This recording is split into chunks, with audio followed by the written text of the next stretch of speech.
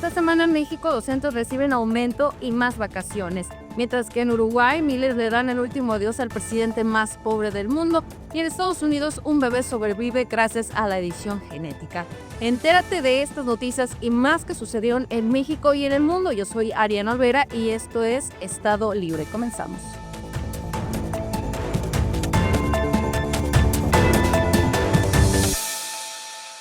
En México, la Fiscalía del Estado de Jalisco informó que investiga bajo el protocolo de feminicidio el asesinato de una joven de 23 años ocurrido en el municipio de Zapopan. El crimen fue reportado dentro de su negocio ubicado en la colonia Real del Carmen. Se trata de Valeria Márquez, modelo y dueña de un salón de belleza, quien al momento del ataque realizaba una transmisión en vivo. De acuerdo con las primeras líneas de investigación, ella se encontraba en su establecimiento cuando un hombre entró al lugar y realizó detonaciones con arma de fuego en su contra, privándola de la vida.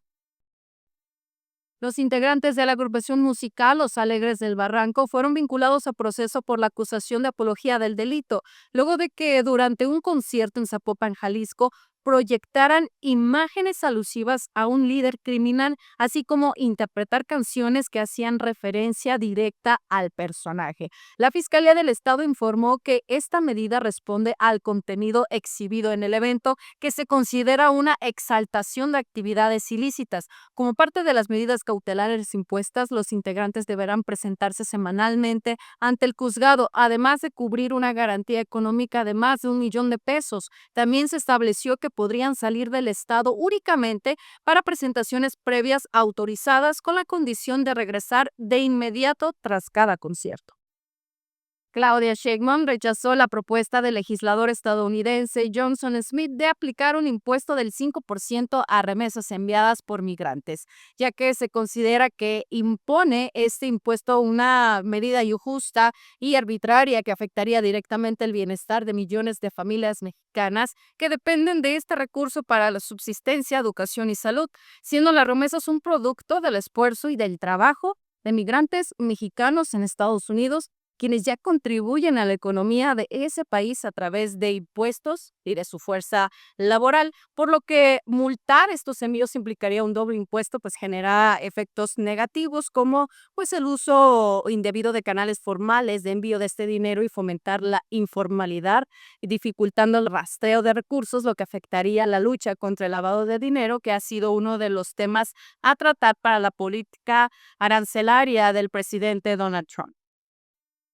En el estado de Guerrero, autoridades federales arrestaron a la ex jueza Lambertina Galeana Marín en la ciudad de Chilpancingo. Esta está relacionada con su presunta participación en el encubrimiento de pruebas clave en el caso de la desaparición de los 43 estudiantes de Ayotzinapa en el año 2014, cuando Lambertina era la presidenta del Tribunal Superior de Justicia de Guerrero, razón por la que se le acusa de ordenar la distribución de videos de las cámaras de seguridad del Palacio de Justicia de Iguala, con grabaciones que podrían haber tenido contenido de información crucial sobre los hechos de la noche del 26 y la madrugada del 27 de septiembre del 2014, cuando desaparecieron los estudiantes. La detención de Galeana Marín se considera un avance en la búsqueda de la verdad y justicia para las familias de las víctimas, quienes durante años han exigido respuesta sobre el paradero de sus hijos.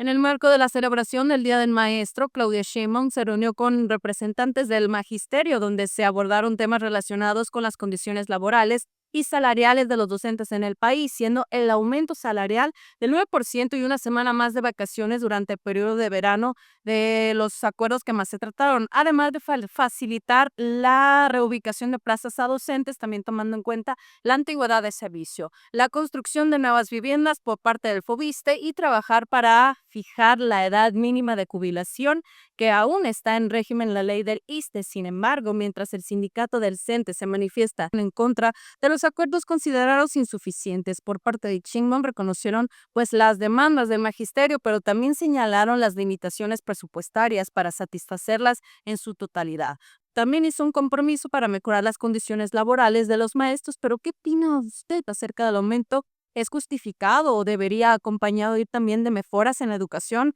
o atención a los niños estudiantes en vez de vacaciones? Usted coméntenos, vamos a una pausa y regresamos.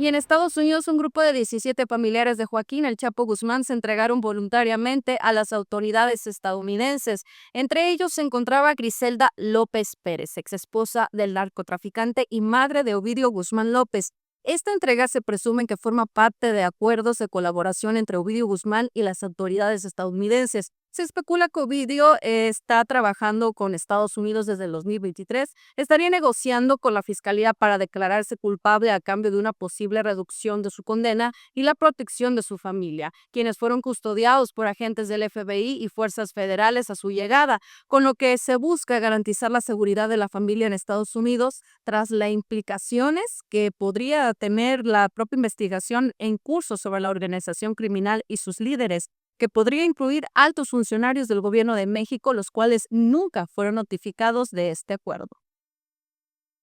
Al menos 10 personas fueron hospitalizadas tras consumir productos contaminados por listeria en los estados de California y Nevada. Este brote está relacionado con sándwiches y bocadillos listos para consumir, por lo que se ha llevado un retiro de más de 80 productos distribuidos en varios establecimientos. La listeria es una bacteria resistente que puede sobrevivir y multiplicarse incluso en condiciones de refrigeración, según los Centros para el Control y la Prevención de Enfermedades del país. Cada año en Estados Unidos se reportan aproximadamente 1,600 casos de infección por listeria, de los cuales 260 resultan fatales, siendo los niños pequeños y adultos de 65 años y mujeres embarazadas quienes tienen sistemas inmunológicos debilitados los más afectados por esta enfermedad.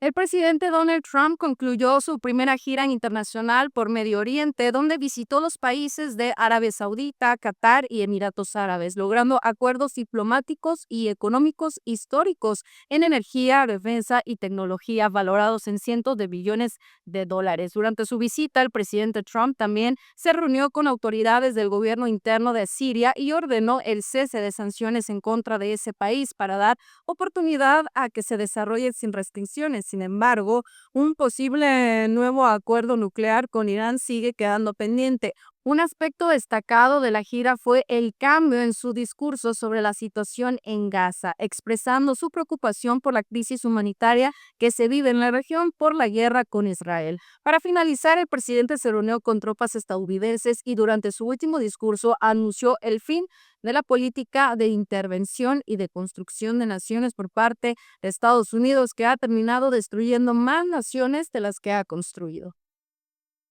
En Ecuador, el gobierno del país desplegó más de 1,500 militares en la selva amazónica tras la emboscada y asesinato de 11 soldados la semana pasada, mientras realizaban una operación contra la minería ilegal, quedando así expuesta la peligrosa relación entre la minería ilegal y los grupos armados en la región amazónica, donde la extracción de minerales se ha convertido en una fuente de financiación para actividades ilícitas, por lo que el presidente Daniel Noboa declaró 3 días de luto nacional y prometió que el crimen no quedará impune, ordenando el despliegue masivo de militares para encontrar a los responsables.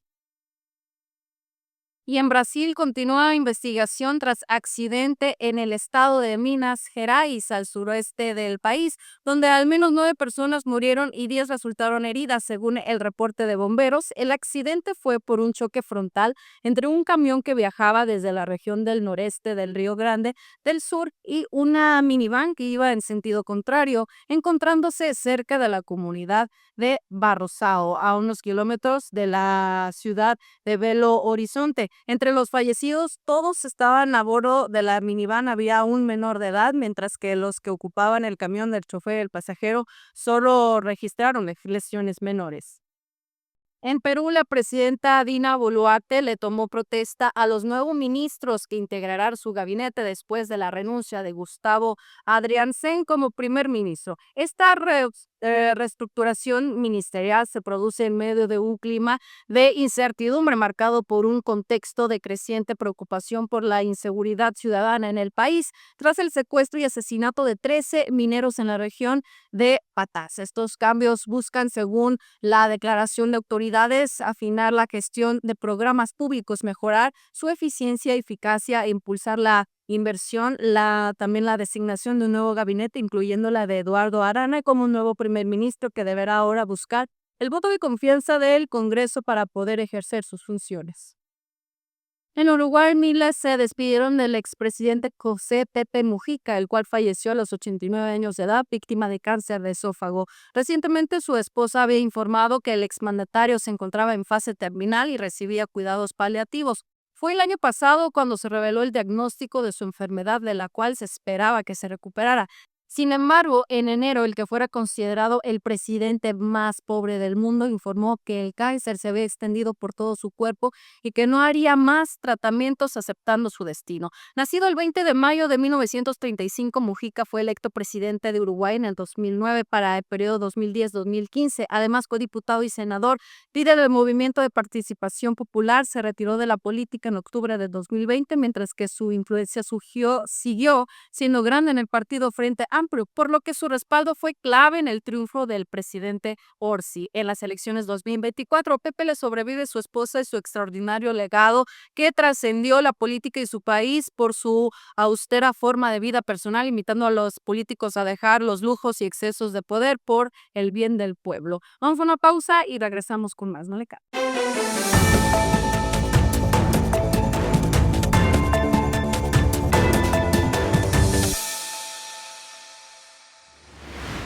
En España, al menos 2 personas resultaron heridas tras una explosión e incendio en una planta química ubicada en el municipio de Alcalá de Guadaira, cerca de Sevilla. El incendio, que generó una densa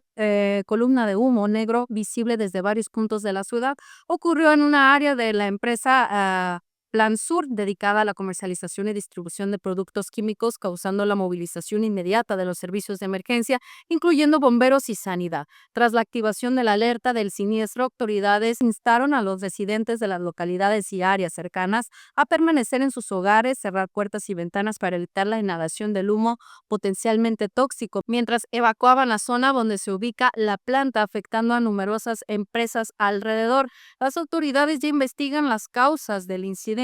descartando preliminarmente sabotaje o ataque cibernético como el incidentes anteriores de un apagón masivo y robo de cable de la red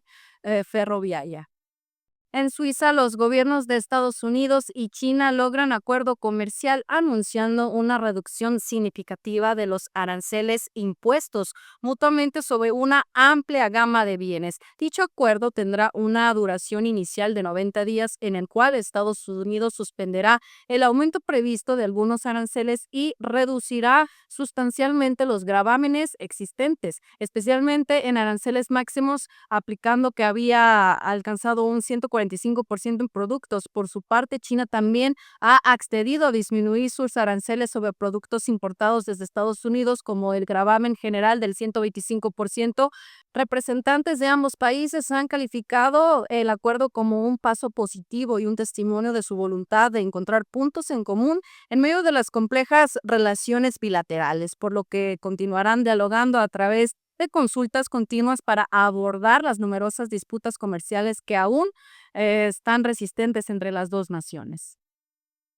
En el Reino Unido, después de 38 años de prisión, Peter Sullivan fue liberado tras uno de los mayores errores judiciales en la historia del país. Sullivan, quien fuera acusado por evidencia circunstancial del abuso y asesinato de Diane Sindall, de 21 años, mientras ella regresaba a su trabajo de 1986, fue exonerado de las acusaciones en su contra tras un examen de evidencia encontrada en la escena del crimen con nueva tecnología de ADN, razón por la cual el tribunal anuló su condena, ya que las pruebas no coincidían con él. Este caso demuestra la importancia de los avances científicos en la revisión de casos judiciales y la posibilidad de reivindicar a otros posibles errores que pudieron haber privado de la libertad a personas inocentes hasta de por vida. La exoneración de Sullivan representa el caso de condena errónea más prolongada en el Reino Unido, resuelto mediante la revisión de pruebas de ADN.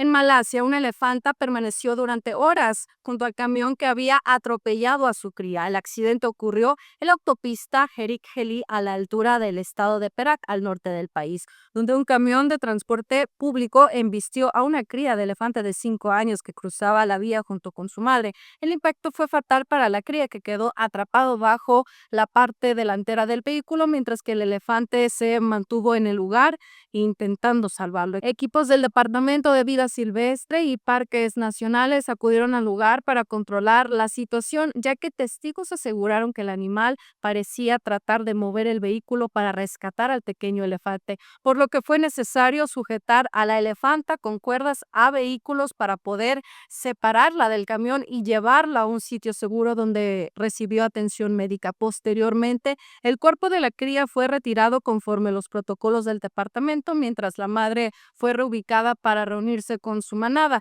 La expansión de infraestructura vial en hábitat natural ha incrementado la frecuencia de este tipo de incidentes, por lo que grupos de protección animal urgen adoptar medidas estructurales que prevengan y protejan a la fauna para que este tipo de accidentes no vuelvan a suceder.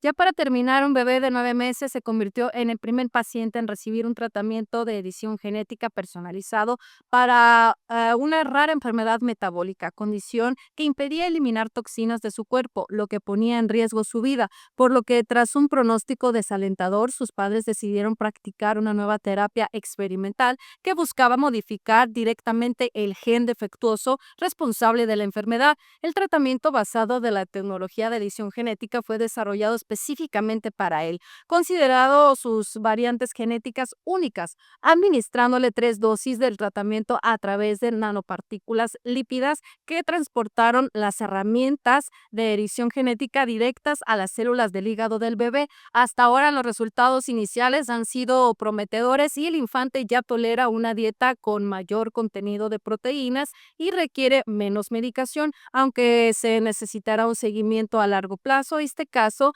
representa un giro significativo de la medicina personalizada y abre la puerta a futuras terapias para otras enfermedades genéticas raras. Esto fue todo por esta semana. Los invitamos a seguirnos y compartir, pero sobre todo a informarse y opinar. Yo soy Ariana Olvera y esto fue Estado Libre. Hasta la próxima.